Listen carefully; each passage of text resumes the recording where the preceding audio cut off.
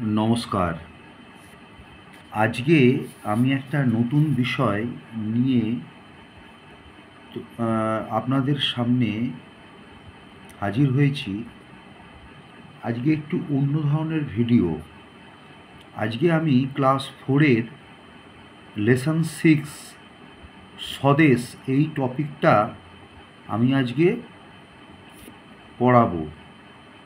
যারা ক্লাস 4-এর বাচ্চা আছো, তোমাদের এই লেসন 6 স্বদেশ এইটা তোমাদের তৃতীয় পর্যায়ক্রমিক মূল্যায়নে এটা প্রথম চ্যাপ্টার। কিছু কিছু স্কুলে পরীক্ষা হয়ে গেছে, কিছু কিছু স্কুলে পরীক্ষা চলছে। তো এইটা তৃতীয় পর্বের জন্য খুব গুরুত্বপূর্ণ একটা টপিক, স্বদেশ। তাহলে আজকে আমরা পড়ব একটি কম বয়সী স্বাধীনতা সংগ্রামী, তার নাম কি স্বদেশ। একজন কম বয়সী ছেলে, তার নাম স্বদেশ, যে স্বাধীনতা সংগ্রামে অংশগ্রহণ করেছিল, তার সম্বন্ধে আজকে আমরা জানব। ঠিক আছে, দেখো প্রথমে এখানে একটা ম্যাচিং দিয়েছে, match column A with column B.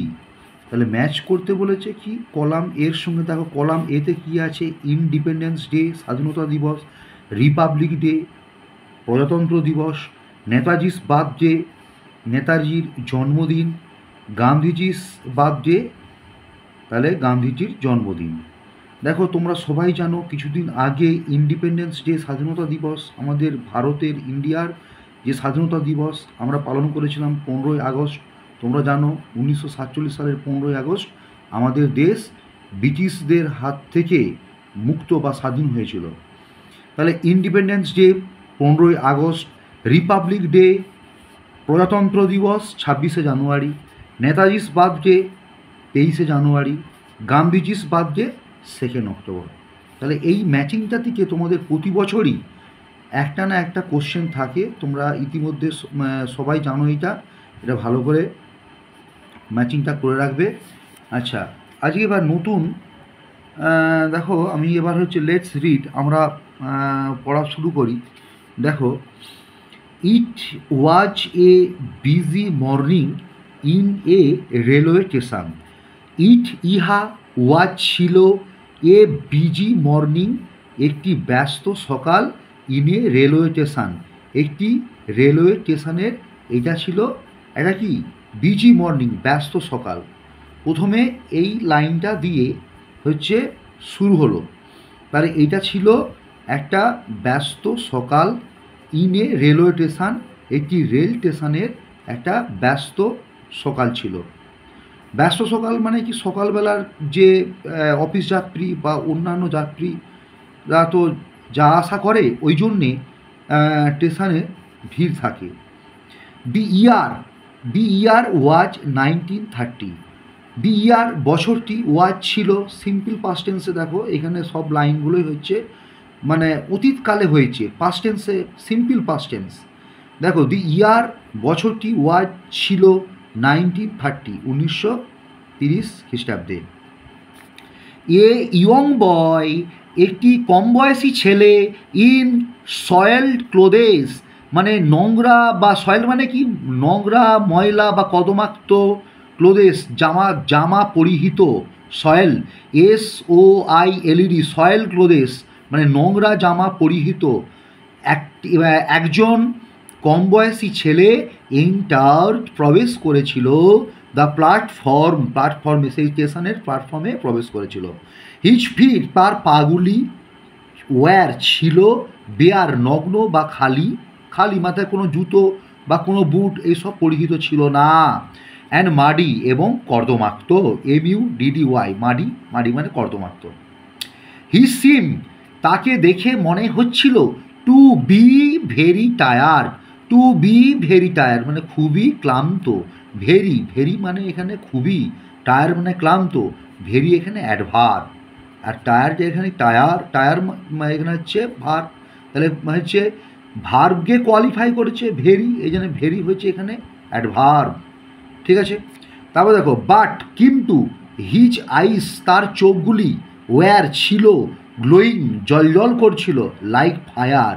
তাহলে তার চোখগুলি কেমন করছিল, বাট কিন্তু হিজ আইস তার চোখগুলি ওয়ার ছিল গ্লোয়িং মানে কি জলজল করছিল লাইক ফায়ার আগুনের মতো, লাইক ফায়ার আগুনের মতো।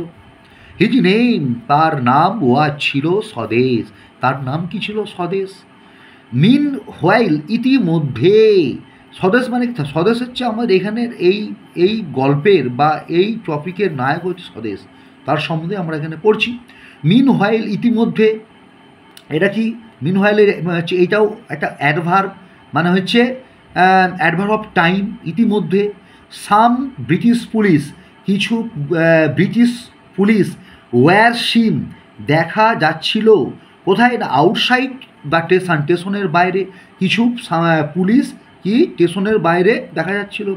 দে ওয়ার অন বা লুক আউট, তারা কী করছিল, কী করছে লুক আউট, তারা হচ্ছে খোঁজাখুঁজি করছিল। কী খোঁজাখুঁজি করছিল, ফর এ ইয়ং, এটি কম বয়সী ফ্রিডম মানে ফ্রিডম ফাইটার্স, ফ্রিডম মানে স্বাধীনতা, ফাইটার স্বাধীনতা সংগ্রামী, স্বাধীনতা সংগ্রামী অফ বেঙ্গল, কার না বাংলার, বাংলার স্বাধীনতা সংগ্রামী।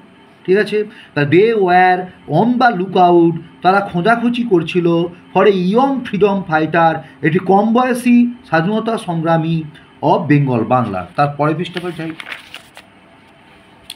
দেখো সাডেনলি হঠাৎ করে দেয়ার ওয়াজ, সেখানে ছিল এই দেয়ার ওয়াজ এ হুইসেল, সেখানে একটি বাঁশির শব্দ শোনা গেল। হুইসেল, হুইসেল বানানটা ভালো করে লক্ষ্য রাখো, WHISTLE, হুইসেল। এ ক্যালকাটা বাউন্ড ট্রেন, একটি কলকাতাগামী ট্রেন ওয়াজ কামিং আসিতে ছিল টু প্ল্যাটফর্ম নম্বর 2, তাহলে কত নম্বর প্ল্যাটফর্মে না প্ল্যাটফর্ম নম্বর 2, তাহলে একটি কলকাতাগামী ট্রেন ওয়াজ কামিং আসিতে ছিল to platform number 2, platform number 2।